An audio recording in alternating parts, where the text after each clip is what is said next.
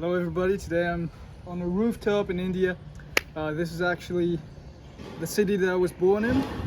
This is, I guess, the first house that I lived in.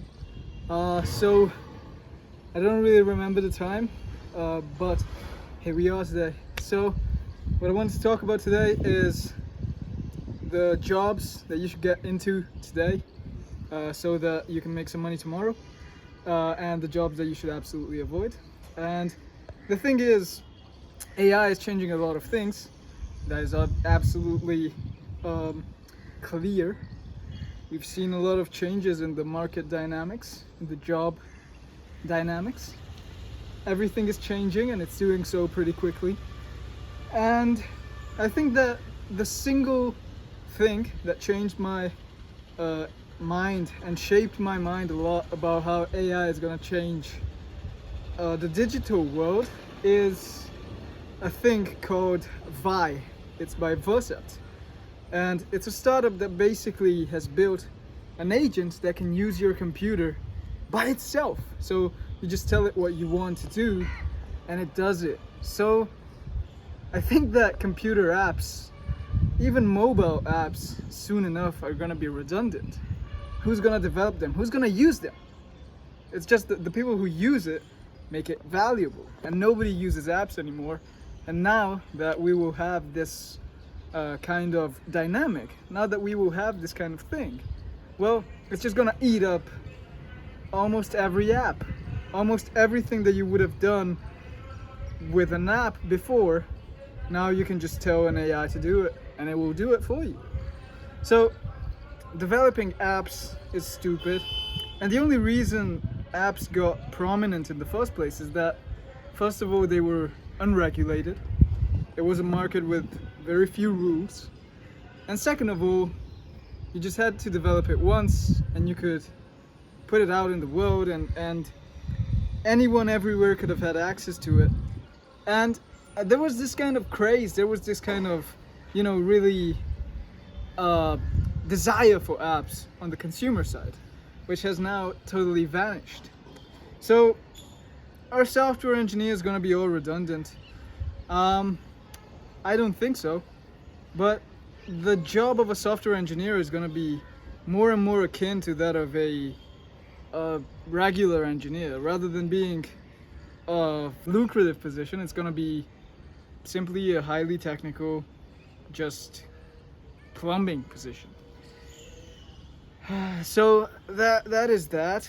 Should you get into coding? I don't think so right now, because the main thing that you're gonna do is going to be maintaining existing products, and there's gonna be very few actually exciting apps. So where has the customer gone though? Where are people going? I think that one of the last things that's going to be automated is entertainment. Nobody wants a machine to entertain them. Everybody hates AI voices. Everybody hates AI generated videos.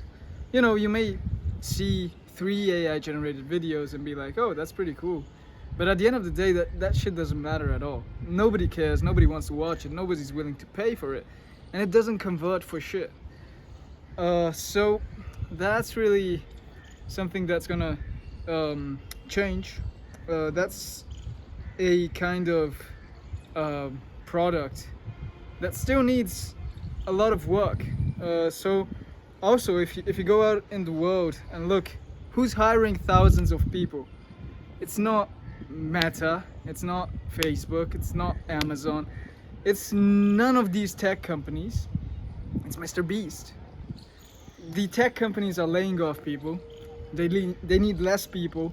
They need to cut the cost of having you as an employee. They need to give you away. They don't want to pay your salary. But content creators are the ones hiring. That's where the money is. That's one of the few less strictly regulated things that can still work and still has that reach. People don't want to use new apps. People don't want to download new apps. People don't want to sign up to stuff. They just want to use social media and see stuff they like and buy whatever comes up. So that's really one thing. The second thing, which continues on this trajectory of less regulated sector that is growing and changing existing sectors, is well, crypto. I think a lot of people really don't understand it. One of the reasons that people don't understand it is that the traditional financial system is an actual rival to crypto, and so they've done everything they could to tell you that crypto is dangerous, that crypto is bad, that they should be the ones printing your money for you, that, you know, it's okay, we're the bank, we hate everything that competes with us, and no, yeah, you should totally let us print money. So that's what's happening. There's a lot of deceit. There's a lot of deceit on both sides, actually. So there's people scamming you with crypto, and then the banks scamming you by printing money, and they say, look, there's people scamming you with crypto.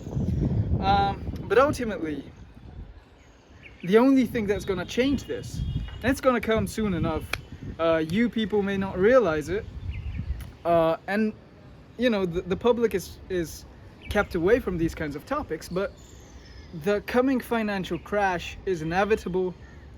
You see it when gold rises so much drastically in price, and that's something that's going to bring in crypto. I'll explain to you briefly what crypto does. It's a bank that works without a bank. So it replaces the bank. It does the bank's job by having a bunch of people perform legitimacy tests on transactions and validating them. That's simply what it does. That's simply what a bank does. It legitimizes your transaction to somebody else. By not having a bank decide that, but instead having hundreds and thousands of nodes of people around the world deciding that, well, you have a much less corruptible thing, and also it isn't vulnerable to insiders printing money, creating fake credit, and so on and so forth.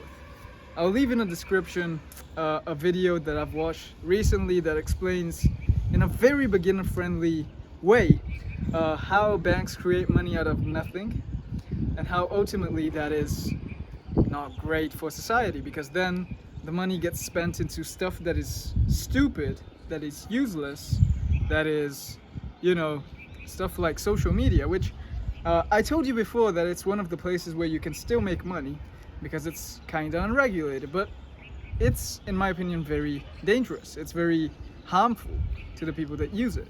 So having fake credit is a way to hinder the workings of a economy. It makes it less functional. It makes capitalism less well, effective, because at that point it's not a free market anymore where the best products, the best ideas win, but simply the bankers decide who wins, and surprise surprise, that happens to be them. So, well, unless that changes, it's very difficult that any serious progress